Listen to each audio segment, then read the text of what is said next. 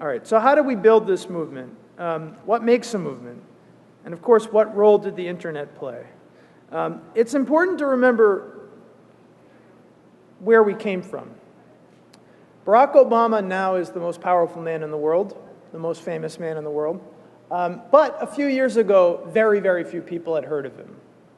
And in the United States, it was very, very unusual for a man who looked like Barack Obama to run for president.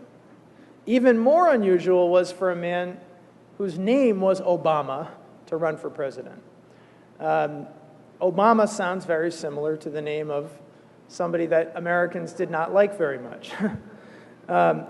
Meanwhile, the competitors he faced were extremely talented. John Edwards, many people have forgotten him by now, but he was a very strong candidate for president. He was getting much of the support from the left, from the institutional left, from the labor unions, from the online activists in the blogosphere.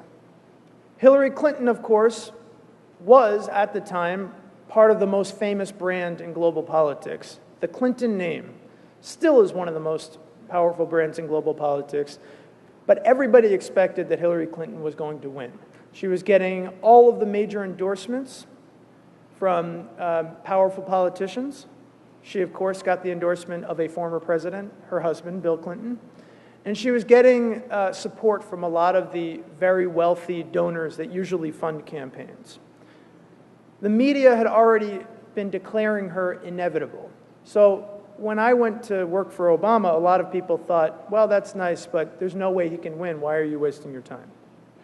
But we had something that the other people didn't. We had this. We had hundreds of thousands of people who were showing up, across the country to see Obama. And in America, we don't have much of a culture, until recently with Occupy Wall Street, we don't have much of a culture of people showing up for political events, going out in the streets. We did in the 60s, but it faded away. So it was unusual for this many people to be showing up to hear politicians speak. So we knew that there was an extraordinary energy out there. We knew that there was a passion. But our question was, how do we harness this energy? How do we win? Okay? And that's the same question you should be asking yourselves. Because this year, there is an extraordinary passion out there, particularly among young people who are looking for an alternative model. That passion already exists. Your challenge is to tap into that passion and get those people to join the cooperative movement. Our challenge was the same. We needed to figure out, okay, the passion exists, how do we win? A lot of candidates in the past had inspired young people. The most famous was a man named Howard Dean. He used the internet to get people excited.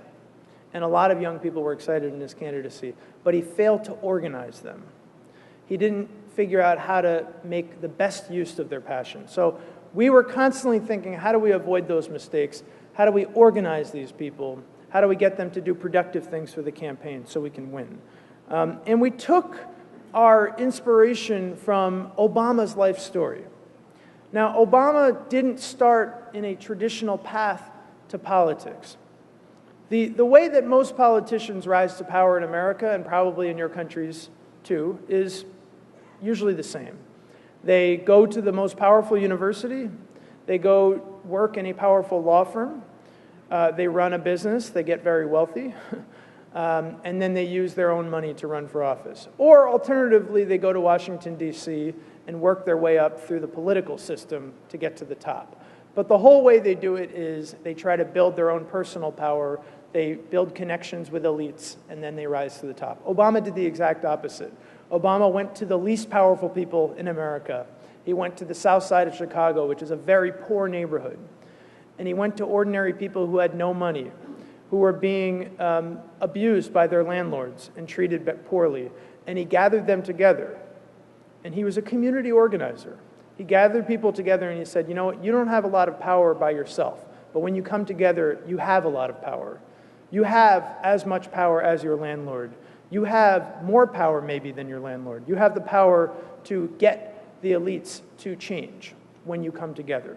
So That was the idea behind community organizing, the fact that ordinary people could make a difference when they came together.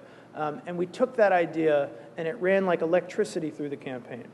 It inspired us every day. And we knew that the greatest potential of social media was that it could serve as a tool for community organizers, that it could unite ordinary people who didn't have a lot of power by themselves, but had tremendous power in numbers. I'm going to try to go quickly through these lessons because there are a lot of things I want to say. Authenticity was extremely important to the campaign.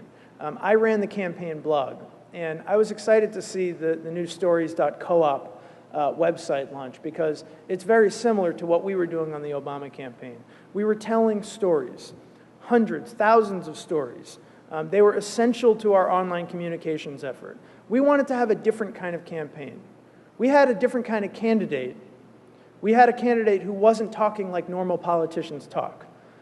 Americans were sick of the way normal politicians talk. They used the same cliches and the same messages over and over and over again. And Obama was doing something different. He was speaking in an authentic way. He was telling stories. And so we wanted to imitate the way that he communicated by telling our stories as well. So I wrote thousands of blog posts. Many of them never even mentioned Obama. These were blog posts about ordinary people. The whole point, again, was this campaign is about you. We wanted to actually show people that they were the superstars of the movement. So we treated them like superstars. We wrote profiles of them like they were celebrities. This is a man one of the first people that I interviewed on the campaign. We had just gotten our 75,000th donor. At the time, it felt like a very, very significant milestone. By the end of the campaign, it felt like nothing because we had 3 million donors. But at the time, it felt like a significant milestone. This was in March of 2007.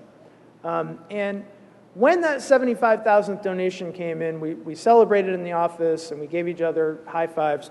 But we thought, why don't we try to find out who this person is? Why don't we take a magnifying glass and zoom in on that donation to show the rest of our supporters and the rest of the world that people donating weren't just nameless, faceless numbers.